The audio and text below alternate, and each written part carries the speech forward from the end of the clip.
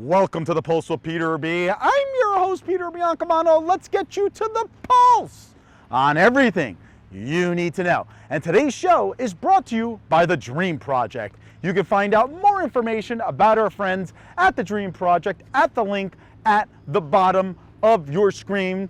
And we've been dreaming about this a very, very long time because she's making her return after like traveling the globe or the country. I don't know what she was doing. Follow her on Instagram at Hoboken Eats and you'll see what she was doing. And that's Daria De Lucia of at Hoboken Eats. Welcome back. Thank you. I've missed hearing my name said like that. No one else says it like that. Exactly. I mean, you know, you had me going out there trying food left and right. I know. I'm sorry to have to put you through that. I mean, good. I gained like absence. 17 pounds here, but she still looks as fit as ever. I don't understand this. Anyway, so today we're going to be talking about Olivia's, Yes. which is a brand new restaurant here in the city, located at 1038 Garden Street in Hoboken. Yep. What do you know about Olivia's? I know first and foremost that it is so cute. Wow. It's adorable. It's from the same part owner of Grand Vin. Oh, really? So you can only imagine the mastermind behind Grand Vin is now also a part owner of, or the owner of Olivia's. Oh, is part of the... Leave it to Daria to know, like, you know, that it's He's a a part great guy. I talked to him for a long time at the bar the first time I was there. I'm like, I know everything about this restaurant. I love it already. Everything you need to know. Yeah. So what's amazing about Olivia's was for years and years and years, it was Sasso's Italian Deli. Yep. I mean, the original owner, Sammy, sold it years ago, and then new owners from Brooklyn, I believe, tried to reopen it. Didn't do so hot with the new owners. And it's in one of those neighborhoods that you could miss it if you're not careful. Yeah. But now, outdoor dining, Right? I actually walked by it on my way here, and they have the cute little area set up outside, and it's so nice with like the big windows and everything. So you can, it kind of has, it's right on the corner, it has that cute little Hoboken restaurant type feel to it that I feel like is such a big success in Hoboken, regardless of how the food tastes. Exactly. And you know what? If you go up and down that street, which is between 10th and 11th, right? I mean, you have Cirinetta, Yes. Sorellina, 2 blocks down Olivia's, and then Johnny Pepperoni. Yep. All on that same All on stress. that block, yeah. It's just So you're covered. You're basically covered. Just go to between 10th and 11th. You're good. Exactly. So let's talk about Olivia's. So now, what type of fare is it? Because from the name, I don't know. You Exactly. don't know who's Olivia. Exactly. It's a Mediterranean with a Latin flair. So you're getting flavors everywhere from Italy to Spain to Brazil and Peru. So it's a really nice compilation of different flavors that all kind of have the same underlying taste. So they blend really well together. I have to say some of my absolute favorites are the ceviche, Ooh. filet mignon tacos. Filet mignon tacos? Yes, they have bronzini. What? Tacos or just regular, an entree? yes. Gotcha. And then, drum roll please, Sorry. they have this grilled eggplant, grilled octopus that comes out. It comes with like a dome over it and the smoke underneath it. So you lift it up. The presentation is on point. It was the first thing I ever had there. And they came over and they lifted it up and all the smoke came out and it was just It's almost like getting a fajita. Yeah, yes. But of octopus. Yes. But it was glorious and there she was. It was a fantastic, it was very, very good. It was very good. Okay. Yes. Is it a BYOB? No, full bar. Full bar? Full bar. They have a, wow. Yes, and they're also pretty much known at this point as well for having a ton of specialty cocktails. Gotcha. They have an extensive list. They have a very cute bar, so you can go and sit at the bar if you want. You can eat at the bar, just grab a couple drinks there. I feel like if you're not dining there, it could also just be a fun place to meet like your girlfriends for a drink before you're going out at night or just after work for happy hour or something. But they also have, aside from the cocktails, they have a ton of wines. So they have wines to pair with their food. So you're really going there and you're getting the full experience. And it's basically, you know, they'll let you know what will pair nice with this. So they give you the whole package. Oh, the whole package? The whole package. And again, I keep, I guess, beating up a dead horse here, but again, the location of it. Yeah. I mean, you know, because I feel like sometimes if you're off the beaten path, you know, like if you look at Anthony David's, which is only a block away from there, you know, it's more of a chill atmosphere. Yes. So it's locals. It's locals. It's locals that are Interesting. going there. And I think, as it gains more popularity, just like all other restaurants in our area, on weekends it's so hard to get into anywhere, but during the week you are going there and you're having that, like, again, I always say this, that at home feeling that you're just at your neighborhood restaurant, but it's an elevated feel to it. You know what I mean? Okay, yeah, very interesting. Now, I don't know if you indulge this far, but do they have any type of desserts or anything? I have not gotten that far. You have gotten I that have far. not It's gotten brand that new. It's far. only I like have a few not months gotten old, that I far. feel Yeah, like, right? It's pretty brand new. They just had their soft opening, like you said, like a little bit ago. But whenever I go by, there's always people in there. I would say if you had to talk about like vibe-wise, again, the interior is beautiful. Grand Vin, I mean, the two are like, how can you can't compare. Hand in hand, right? Yeah. The masterminds. But it's definitely, I would say, a good date spot. When I walked by again, there was the first. She took the question out of my mouth. She hasn't been on a show in a month and a half, but apparently she knows what I'm going to ask. I saw, like, what I could see outside, there was 3 couples sitting outside. So it's a really nice date night spot, and it's also, like, I've been there with my girlfriends. So we actually sat and ate at the bar, so it's fun atmosphere for really anything you're looking for. I don't envision it being like the rowdy type that's just like, Exactly. like what you see maybe more towards the water over here, but it's a nice restaurant. It's a nice restaurant. It is, and it's funny you say that, not the rowdy type. And again, it's in a community Yes. with residential brownstones. And the residential brownstone, so that's the other part of it. It's on a nice street, it's in a nice area, and you're getting the families that are going there, you're getting the couples, you're getting the girlfriends that are going there after work. So I don't know if it's somewhere, again, it's not near the path, it's not necessarily near the ferry, so it's somewhere you'd have to go out of your way to. So it does have that nice, quaint little, like, Hoboken restaurant feel. It does. And years ago, way before my time, folks. I mean, did you see the look? Did you see the look that I just received? Anyway, way before my time, that's what a lot of the restaurants were. I mean, it was just quaint in the neighborhoods, and then things got shifted. You always had the main drag. You always had Washington Street, of course, But Washington Street the stores go in and out very, very quickly. But off the beaten path was usually like the mom and pops that, that the neighbors went to. Well, the owner, he knows Hoboken, right? Correct. Like, I believe he lives here, and he's had other successful restaurants and, bars in the area as well. So I think that he has a good grasp of what works and what doesn't work and where there's a missing niche. I mean, there's really not a ton of restaurants in the area that are serving the Mediterranean, Latin, Brazil, Spain fusion in this capacity, in this type of restaurant that does have the similarities to, like, the Sirenetta, that's like a little bit like a little more upscale. Right, unbelievable. But still down to earth. But Hoboken. and that's Yes. exactly what I wanted to ask you right now was, if you can compare it to a restaurant, you really can't, because there's nothing like it. Exactly. Yeah. there's nothing like it. Yeah. Exactly. Yeah. All right, the next time you go, correct? Are you going to do the octopus again, or are you going to try to get another dish? And the filet mignon tacos. And the filet mignon. My tacos. problem is, that's why if you follow me on Hoboken Eats, you see I post all the same things over and over again, because I have my favorites and I hate diverting. That's why I have to go to a new restaurant. So thank you, Olivia's, for opening. There you go, Olivia's opening up. And where there's a new restaurant opened up, you have Daria DeLucia, who's going to be there and try it out. Well, we're so happy to have you back. I'm happy to be back. It's been a while. Thanks for having me back after all this time. I'm going to start calling you USA Eats, because you've just been everywhere across the country. A lot of pent-up things that are finally happening again. Exactly. Although it makes me want to travel more, see? I guess Hoboken Travels. You and Fromer should maybe get together and do something. Daria DeLucia of that Hoboken Eats, thank you again. Make sure you come back. Oh, you're not getting rid of me. I'm not getting rid of her. You're not getting rid of me. Absolutely love it. All right, folks, when we come back, Pavel Sokolov is going to be joining us as a guest host, and he'll be with, of course, our resident political analyst, Josh Sotomayor-Einstein. We will be right back.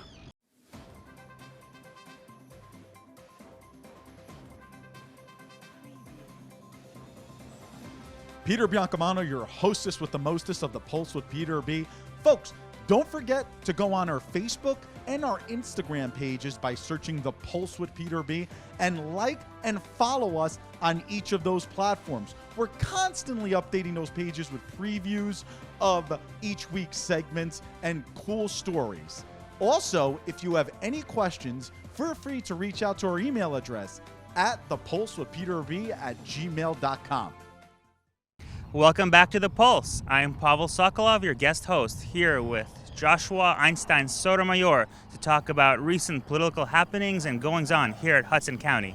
So Josh, lead us off. I'm sure you've heard that a lot of candidates are now declared for city council in Jersey City. Tell me, what do you think about the candidates and key issues they'll be facing in this upcoming election? So first, it's great to have you back on the show. Thank you. Always very nice, especially a change from 2 weeks ago when my co-host was the always fun but belligerent Frank Rosner. I know you're watching.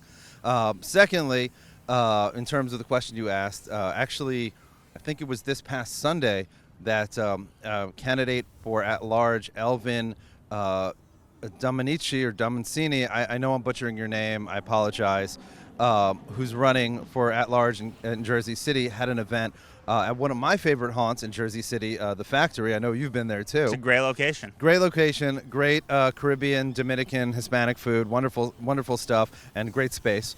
And from the reports that I read, other candidates actually that are running not with Team Fulop, but independent of Team Fulop, independent of the establishment, showed up. Now, from what I understand, the event was originally billed just as an event for himself, and they had about 40 to 60 people, depending on who you ask. So what do you think about this show of support? Is it a sign of something more? So I definitely think the independent candidates that are running in Jersey City for council against the Fulop machine definitely have an uphill battle, but it doesn't mean that, A, it's not a battle worth fighting. That's something that has to be in everybody's head when they run, right? And also, it doesn't mean that just because Fulop is backing someone, they're 100% going to win. The people deserve to have different options, even if I disagree with all the different options that they're given, because I think in Jersey City in particular, as in much of New Jersey, and you probably agree with me here, correct me if I'm wrong, you have an option between something that's left and mildly insane, and more left and exceptionally insane in many cases. Right. We all see in a lot of these nonpartisan elections, it's essentially different flavors of Democrat, but that doesn't mean that they're all towing the party line exactly. There are different agendas and ideologies within either party. So even if you're an independent voter or a Republican, centrist, what have you, a Democrat especially, you still have to weigh each candidate's as a separate option, think about where they stand on the issues, and then decide for yourself where your vote should go. Because not voting really is not an option when community and local elections are so much more important to your day-to-day life than even, let's say, national politics. Well, I would definitely disagree with you there. And I'm not saying to not vote for candidates or to vote. But, I mean, factually, I think it is an option because the vast majority of voters in almost every town across the country exercise that option, whether it's in presidential elections or local elections. They make the choice not to vote because they don't think the candidates speak to them. And I think a good candidate, Democrat, independent, nonpartisan election, Republican, conservative, libertarian, whatever the heck it is, they try to speak for those people that feel like they don't have a voice. And obviously, even the winners, only get a couple. They only shave a couple of points from the people that don't vote, right? They only get a boost of a couple more points. But I think that's very important and very powerful.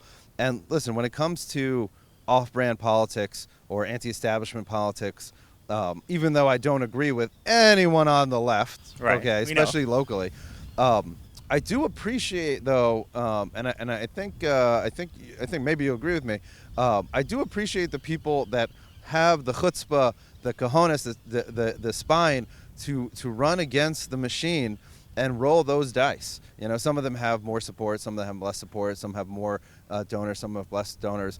But for them to put themselves out there and be the target of what will inevitably be, the negative tenor of politics, even on the local level, I think it's a credit to their convictions, not necessarily to what those convictions are, but the fact that they have those convictions. Wouldn't you say? Well, I think everyone is entitled to their opinion, and if someone feels compelled to run for whatever reason, I don't think anything should stop them, right? I'd also like to push back on your idea that, not voting or voter apathy is also a sign of a conscious decision to say, I don't agree with any of the candidates, because all that does is just basically disenfranchise you from any potential candidate.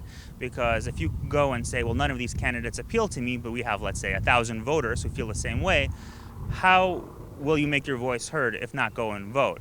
if anything, vote an abstention, vote a write-in, but at least show that there's, concerted community of voters who want to have a different option. So that'll either cause candidates to change their rhetoric and try to appeal to you, or give rise to, like you said, new independent candidates who want to appeal to those demographics. But just, staying home and cutting off your vote regardless. Plus, as much as we want to be optimist, realistically, there is a lesser of two evils situation where just because not every candidate appeals to you, or any candidate, there are some candidates who are much worse. On the concept of the lesser of two evils, it reminds me of what my Nana used to say, and I'm sure many people's Nanas and relatives have said this before, but my Nana said of politics, you get to vote for the crook of your choice. So I understand what you're saying. I just think it's belied by the fact that, many people choose not to vote. I mean, I met tons of voters out there that, have actively said, or tons of people, citizens out there that have actively said, in any given election, I don't like either one of these two candidates. I'm not going to give my personal stamp of approval to the system. And perhaps they're being naive, perhaps they're being idealistic, but in either way, you got to respect a person's choice to do what they want with their vote, even if it is not to exercise it. Now, if people aren't thinking about it, then I hear what you're saying. But if people are making the conscious decision, I support that right. And I think when it comes to the elections in Jersey City or even in Hoboken, even though we don't have any options right now, even though there's only one mayoral candidate and looks like there'll be one slate of candidates for city council, I think you have to, give it up to the people that run independent and stand up for their beliefs. And, not to segue or nothing, but recently I know we were both actually at the rally where people were standing up for their beliefs. It was over in North Bergen. It was the Rally for Freedom in Cuba, and there was state senators Sacco and Stack spoke, as well as a whole bunch of people in Espanol. And also gubernatorial candidate Jack Ciattarelli was there, for which he was attacked by U.S. Senator Bob Menendez, who attacked him in an official statement accusing him of weaponizing the event by merely showing up. He didn't speak. He just came to meet the people, to show a solidarity with the people, with the Cuban Americans, and actually New Jersey has the third largest population of Cubans in the world. First it's Cuba, then it's Florida, then it's New Jersey. So NJ GOP gubernatorial candidate Jack Ciattarelli went to the rally to stand up with the Cuban people, not to get attention, just to show his support, and he got attacked by U.S. Senator Bob Menendez. What do you think about that? Well, I think in any situation, such a rally, it's good for candidates, Republicans, Democrats, elected officials, concerned citizens to come up and stand up for what they believe. America is the land of the free. We value civil liberty, freedom of assembly, freedom of speech. And coming from a background from the former Soviet Union, where we saw the firsthand of the evils of communism, I don't think it's right or wrong to say that I value liberty, I value freedom, and then be attacked for it. I think categorically, everyone should be universally saying that this is what we agree upon and this is what we support. It definitely saddens me that some people are trying to say that this was a political move, whereas I think this is something that's a universal human right that should be celebrated across the aisle. Oh, 100%. I think freedom from totalitarian governments, whether the right wing or left wing, it should be a nonpartisan issue that we can all agree on. Yeah, and Senator Bob Menendez, says that he supports the Cuban cause. He himself is Cuban, but what sense does it make for him to be attacking the GOP and the likely next governor of New Jersey, Republican Jack Ciattarelli, for supporting the Cuban cause for freedom when he himself allegedly wants it to be bipartisan? I think he just wants to pander and paint the Republicans as as evil hate mongers, when it's people further to the left of him like AOC and Rashida Tlaib and Bernie Sanders that have been saying Cuba and its communist/socialist government is the next best thing since sliced bread. Absolutely. A lot to think about. Thank you very much. We'll be right back.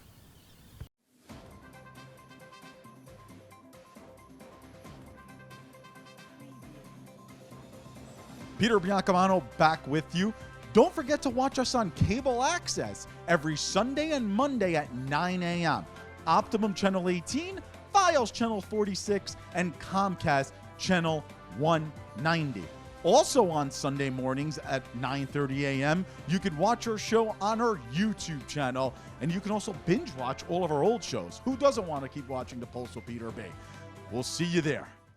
Welcome back to The Pulse with Peter B. Peter Biancamano, back in the host chair. We want to thank Pavel Sokolov in our last segment, looking all dapper, outshining Josh as usual, because everybody outshines Josh. You know, Josh went after Frankie Rosner, but please email us and let us know if you want Frank Rosner to co-host with Josh every week on The Pulse with Peter B.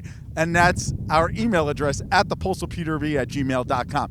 But anyway, moving on, a person we had in studio about 2 weeks ago giving us the breakdown of the NFC divisions in the NFL was the gentleman to my right, and that is our sports insider, Mr. Eric Cruz. Eric, how are you today? I'm doing good. How are you, Pete? Great. Good to see you again. So as I mentioned, you gave us the inside of the NFC divisions, the predictions, I should say, of who should win the NFC divisions. Now, why don't we talk about the AFC this week? And why don't we start with the AFC East? Of course, the New York Football Jets are in the AFC East. You know, we have to stay local. Do you think that this is the year that those New York Football Jets are going to take the AFC East? Nah, I mean, they're in a rebuild. You know, they're getting the quarterback with the first-round pick. The Jets are nowhere clear. I think they're nowhere close to winning the division this year. But the team that I do think is going to win, and they won it last year, and they almost went into the Super Bowl last year, was the Buffalo Bills. I think Buffalo is going to dominate that division. Obviously, you have the Bill Belichick New England Patriots in that division. But to me, Buffalo, just the way they played last year, with the momentum they're going into with this year, with Josh Allen, just another year under his belt, I think Buffalo's going to run through that division, and then I think New England will finish second. But the Jets and the Dolphins, I don't know. They're going to flip-flop for third or fourth. I think. It's just amazing. New England is in a rebuild right now, yeah, and they're still probably going to be in the hunt for the division title, correct? Well, they went out on the offseason, and they got Jonnu Smith, they got Hunter Henry. Right. You know, so they're trying to help Cam Newton out. They have their offensive lineman back. So I think what New England is just trying to do, they're going to try to ride the momentum here, try to stay above 500 and make a run late. I believe so. All right, unbelievable. All right, let's move on to the AFC North. So I call this the black and blue division. Yeah. Not because, of course, you have the Ravens and the Steelers who are in that division, but the Browns have been playing better. Cincinnati is still rebuilding and so on and so forth. But I've always said it's the toughest division in the league, maybe because of these blue-collared cities that are in that division. Who do you like in the North? Well, I'm going to pick Baltimore, right off the rip. But this is a fun division, like you said. It's not only black and blue, but they got some really good playmakers in this division. Ben Roethlisberger, nobody knows how many years are really left under his belt. But every time he steps on the field, no doubt in anybody's mind that the Pittsburgh Steelers have a chance to win. So as long as he's healthy and he's going to be there, I think Pittsburgh is always going to be competitive no matter the changes that they go through. Again, Baltimore bringing back everybody. Their team's kind of leveled out. With Lamar Jackson being so dynamic, and he's the biggest playmaker in that division, I believe. I think that'll be enough to take them into the division lead and win the division. But again, the Pittsburgh Steelers and we can't forget about the Browns. Right. They went out and they got Jadeveon Clowney. Baker's Brownies, right? Yeah, and they got a sleeper. They got a sleeper draft pick. I can't remember his name properly, but right. he was a top player in this NFL draft, and they're going to add him to an already loaded defense. So I think the Cleveland Browns are going to be a team to be reckoned with, also in the AFC. So I'm going to go with Baltimore, but I really could see 3 out of those teams making it to the playoffs. With the 7 seeds, I could really see 3 of those AFC North teams making it in the playoffs. But again, it's up to Pittsburgh. It's up to Big Ben. It's up to Big Ben to stay healthy, and Baltimore, I believe, in the long run, is going to just take that division. Interesting. And really quickly about Big Ben Roethlisberger. I mean, the guy is phenomenal to me because you look at a person like Tom Brady. Tom Brady, who's a little older than Big Ben, but I mean, they're no spring chickens, the two of them. Tom Brady has had less injuries than Big Ben Roethlisberger has had throughout his career. Yeah. And Big Ben is still going. Right. I mean, and it's just, would you say that, like, these durable quarterbacks, we've never seen anything like this? Well, yeah, I mean, with the reports that just came out with Tom Brady playing with a torn meniscus. That's true, too. Right. Right. And other reports coming out with Brady having to deal with injuries. I mean, these guys they're just ball players, right. Man. They go out there, they love the game, they want to win, they study. So, those guys in the long run, those are Hall of Fame type of quarterbacks for a reason. Without a doubt. They love the game. So I think that's why they really just stay on the field. Amazing, really are. All right, the AFC South, Yeah. your Houston Texan division. Are you going to pick Houston to win that division? I'm definitely not going to pick Houston, although I do like what they're doing in the offseason. I feel like their culture is changing. They're going more towards blue-collar players. Okay. They're loaded with running backs. They just signed Lindsey.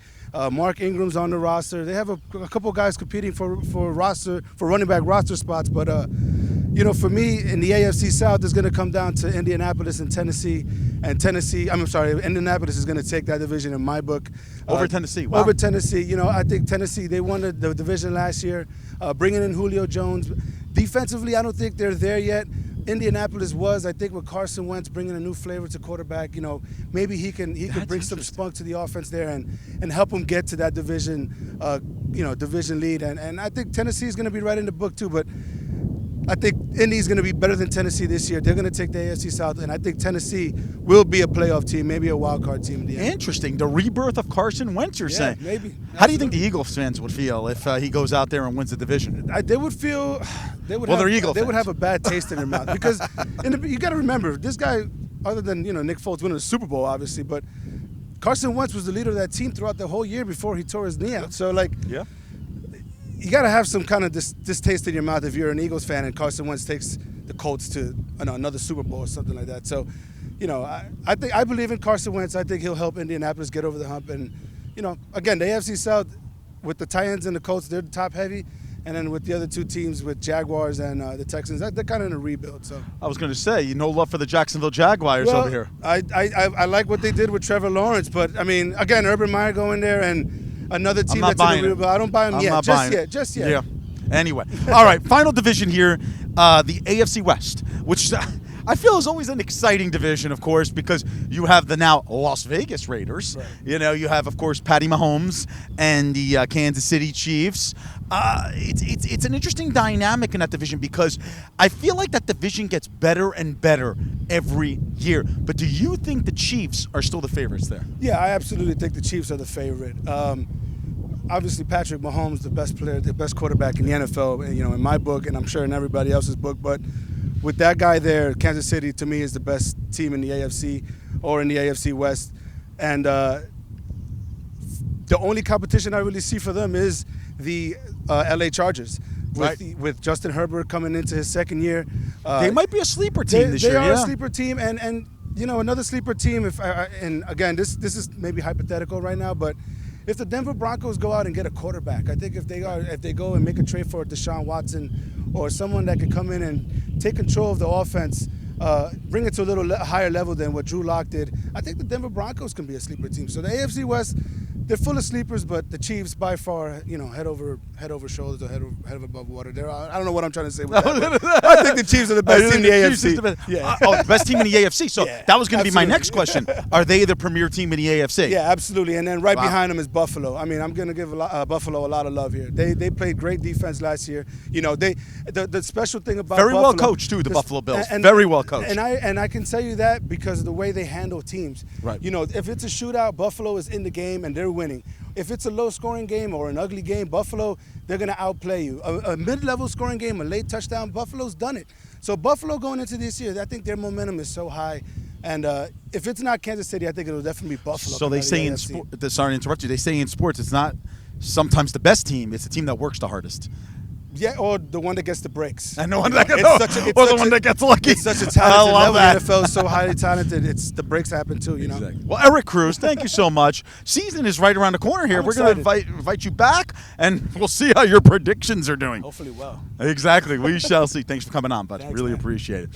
Folks, today's show was brought to you by The Dream Project. You can find out more information about our friends at The Dream Project at the link at the bottom of your screen. Thank you for joining us this week. Join us next week for The Pulse on everything you need to know. I'm Peter Biancamano. Have a great week, everybody.